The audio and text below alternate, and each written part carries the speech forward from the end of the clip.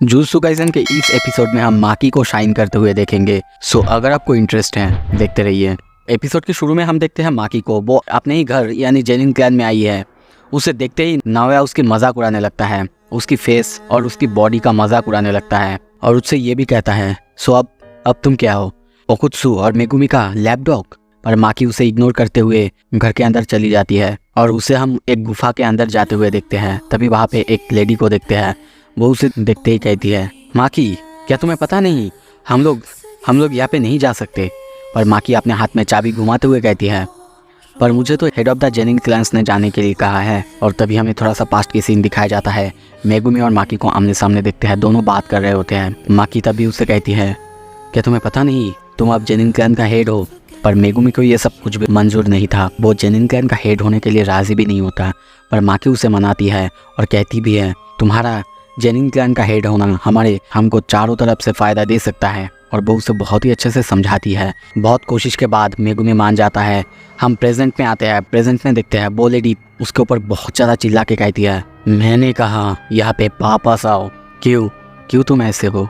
सिर्फ एक बार के लिए मुझे अच्छा महसूस करने दो माकी कि मैंने तुम्हें जन्म दिया। माकी वो लेडी यानी अपनी माँ को इग्नोर करते हुए आगे बढ़ती है और हम देखते हैं वो एक दरवाजे के पास जाके उसका ताला भी तोड़ देती है। और जब वो दरवाजे से अंदर घुसती है सामने ही देखते हैं उसकी फादर बैठा हुआ है। वो माकी से कहते हैं यहाँ पे कोई का स्टूल नहीं है, तुम यहाँ से चले जाओ। और उनके पीछे हम माई को देखते हैं। उसकी हालत बहुत ज़्यादा ख़राब है, उसकी बॉडी से बहुत ज़्यादा खून निकल रहा है। उसे देखते ही माकी चिल्लाती है माई। दूसरी तरफ हम जिनसी और नाओया को बात करते हुए देखते हैं।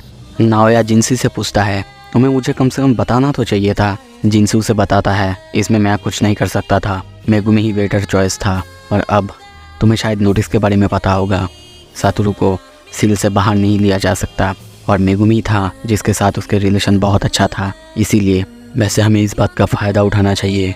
हमें मेगुमी, फुशिगुरो, माकी और माई को एग्जीक्यूट कर देना चाहिए। ये सुनते ही नाओया हंसते हुए कहता है अपने ही बेटी को मारना, पागल हो गए आप? क्या आपको लगता है अंकल लोग ही मानेंगे? तभी जिनसी सीरियस होते हुए कहता है ये उसी का आइडिया था। तभी हम देखते हैं ओगी को, वो अपना secret art falling blossom emotions attack करने के लिए रेडी होता है। दूसरी तरफ माकी को देखते हैं, वो भी अपना एक नया हथियार ड्रैगन बोन निकालता है। दोनों एक दूसरे के आमने सामने, दोनों एक दूसरे के ऊपर अटैक करने के लिए तैयार। अटैक करते हुए ओगी पूछता है क्या तुम्हें पता है इस क्लैन का हेड मेरे बड़े भाई क्यों है, मैं क्यों नहीं? माकी भी अपना हमला रेडी करते हुए कहती है हाँ पता है, क्योंकि आप एक ऐसे बस्टर्ड हो जो कि अपने ही बच्चों को मारते हैं। और तभी देखते हैं दोनों एक दूसरे पर अटैक करने लगते हैं। ओगी की अटैक की स्पीड बहुत ज़्यादा थी, ये देख के माकी बहुत ज़्यादा चौंक जाती है। पर तभी देखते हैं माकी ओगी के तलवार पर एक बहुत ज़ोर से अटैक करता है जिससे उनका तलवार पूरी तरह से टूट जाता है। पर जब तक तलवार नीचे गिरता उससे भी ज़्यादा तेज़ी से ओगी अपना तलवार को संभाल लेता है। वही हिस्सा से माकी को हिट करता है और उसके पेट के अंदर से उसके आंतरिया तक बाहर आ जाता है। माकी की हालत बहुत ज़्यादा ख़राब होता है। और तभी देखते हैं माकी नीचे गिर जाती है। ओगी कहने लगता है मैं इस क्लैन का हेड नहीं हूँ क्योंकि मेरे बच्चे एकदम वर्थलेस है। सीन शिफ्ट होता है। हम देखते हैं कुछ देर बाद ओगी अपने दोनों बेटी यानी माई और माकी दोनों को लेकर वहाँ से जा रहा होता है और दोनों की हालत बहुत ज़्यादा ख़राब होता है।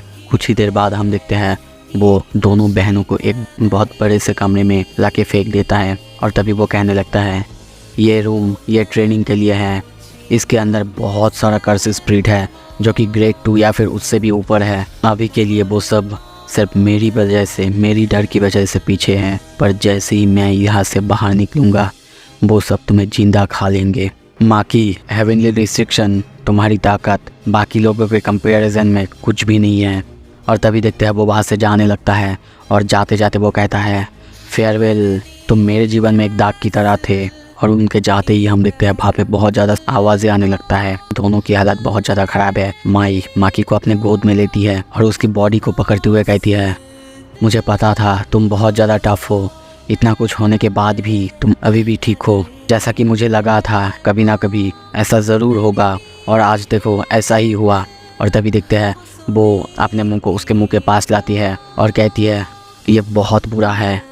और तभी देखते हैं एक ड्रीम सीक्वेंस जहाँ पे माकी एक बीज के अंदर सोई हुई है और इंस्टेंटली वो जाग जाती है और जागते ही अपने साइड में वो माई को देखती है।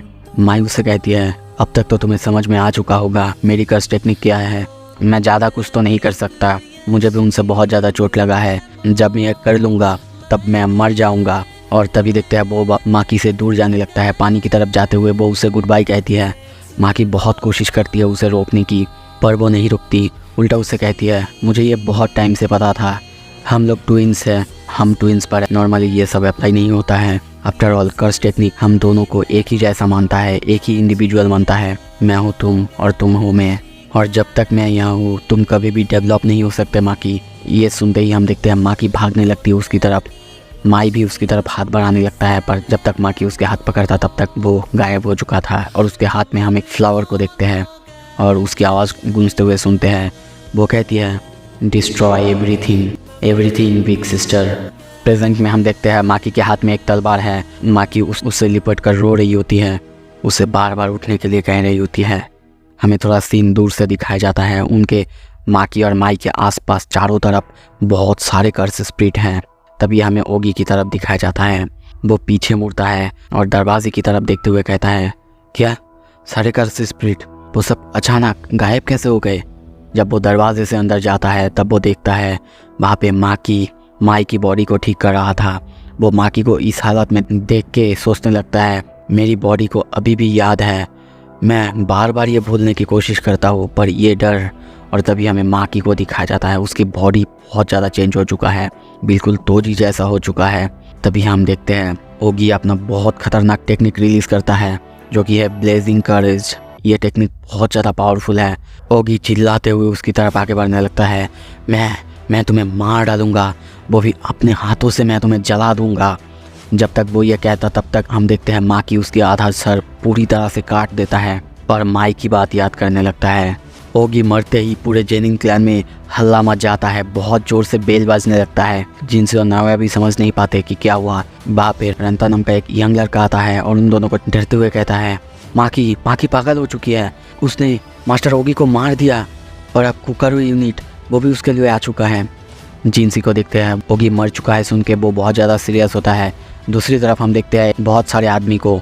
नाया भी सोचने लगता है, क्या उसने उन्हें मार दिया? और हम वहाँ पे नोबुआकी को देखते हैं, वो अपने सारे बंदे को ऑर्डर देता है ताकि वो जाके माकी को ले आए। वो बहुत ही गुस्से में कहता है, मैं उसे मारूंगा नहीं, पूरी तरह से उसे ख़त्म कर दूंगा। दोस्तों कुकारू जो होता है मैं थोड़ा सा एक्सप्लेन करता हूँ। इन सब में क्या होता है कि लो लेवल का जो जेनिन क्लैन के बंदे होते हैं वो सब होते हैं, इनके पास ज़्यादा कुछ कर्स टेक्निक नहीं होते हैं, हैंड टू हैंड कॉम्बैट करने में अच्छे होते हैं। थोड़ी देर बाद हम देखते हैं वो सब माकी को एक हॉल के अंदर ढूंढ लेते हैं और चारों तरफ से घेर लेते हैं। माकी उन सबको देखे हंसने लगता है और उसके दिमाग में सिर्फ एक ही बात चल रहा होता है, डिस्ट्रॉय एवरीथिंग। सारे बंदे मिलके एक साथ उस पर अटैक करने लगता है, पर हम देखते हैं माकी आसानी से सबको मार दे रही होती है। किसी का सर धड़ से अलग कर रही है, किसी का सर आधे हिस्से में काट दे रही है। और ऐसे ही करते करते वहाँ पे जितने भी बंदे थे सबको एक ही झटके में काइंड ऑफ मार देती है। तभी उसके पीछे उसे कुछ महसूस होता है और हम देखते हैं एक बहुत बड़े से हाथ उसे आके क्रश करने की कोशिश करता है, पर माकी उसे आसानी से डॉज कर लेती है। और तभी हम देखते हैं हेई ग्रुप के सारे बंदे को। दोस्तों हेई ग्रुप के बारे में थोड़ा सा बता देता हूँ। जेनिन क्लैंस का सबसे ज़्यादा ताकतवर जो बंदे होते हैं वो सब इस हेई ग्रुप में होते हैं। इन सब में से कोई स्पेशल ग्रेड 1 सोर्सरर्स भी होते हैं। वो लोग सारे मिलके माकी के ऊपर अटैक कर रहे होते हैं। माकी उनके हर एक अटैक को आसानी से डॉज कर रही होती है, पर आसानी से उन दोनों के पास जाके हम देखते हैं वो उन दोनों के गले के अंदर से उनका शायद वोकल कॉर्ड बाहर निकाल देता है और तभी उसका बॉडी पैरालाइज हो जाता है, वो हिल नहीं पा रही होती है। और हम देखते हैं रंटा को, वो अपना पैरालाइसिस कर्स टेक्निक उस पर कर रहा होता है और मास्टर जिनसी को चिल्ला के हुए कहता है, मास्टर जिनसी जाइए, मैं हूँ यहाँ पे। जिनसी माकी की तरफ बढ़ रहा होता है, पर तभी रंटा को कुछ महसूस होता है और हम देखते हैं माकी हंस रही होती है। वो महसूस कर पा रहा है कि माकी उसके पीछे है। वो माकी को पैरालाइज नहीं कर रही है, बल्कि माकी उसे पैरालाइज कर रही है। माकी उसके अटैक को बहुत ही आसानी से तोड़ देती है, जिससे रंटा की हालत बहुत ज़्यादा ख़राब हो जाता है। उसकी आंखों से खून निकलने लगता है। दूसरी तरफ हम जिंची को देखते हैं, वो अपने बहुत ताकतवर पंचेस माकी के ऊपर मार रही होती है। उसके कर्स टेक्निक के हिसाब से आसमान से बहुत बड़े बड़े पंचेस नीचे की तरफ यानी माकी की तरफ आ रहा होता है। रंटा को पहले पहले लगता है और तभी हम देखते हैं चारों तरफ सब कुछ तबाह हो जाता है। ये देख के रंटा को लगता है कि मास्टर जिनसी ने कर दिया है, पर तभी हमें सीन दिखाया जाता है माकी का। उसने मास्टर जिनसी का सर बॉडी से अलग कर लिया है। मास्टर जिनसी का सर देख के रंटा की हालत बहुत ज़्यादा ख़राब हो जाता है, पर माकी को देखते हैं वो बाहर जाते हुए एक पॉन्ड के अंदर मास्टर जिनसी के सर को फेंक देती है। पर तभी हम देखते हैं पीछे से आता है नाओया और वो कहता है कितना क्रूएल हो तुम, क्या तुम्हारे अंदर कोई दिल नहीं है। और दोस्तों यहाँ पे मैं बताना चाहूँगा वो हेई क्लैन का हेड है, मतलब सबसे ज़्यादा ताकतवर। और उसके जवाब में माकी कहती है नहीं है मेरे पास, वो मेरे दिल भी ले गई है।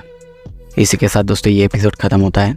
अगले एपिसोड में हम नाओया वर्सेस माकी की फ़ाइट देखेंगे, जो कि बहुत कम आसान होने वाला है। अगर आपको देखना है प्लीज़ मेरे चैनल को सब्सक्राइब कीजिए और इस वीडियो को लाइक कीजिए। Thank you so much video देखने के लिए।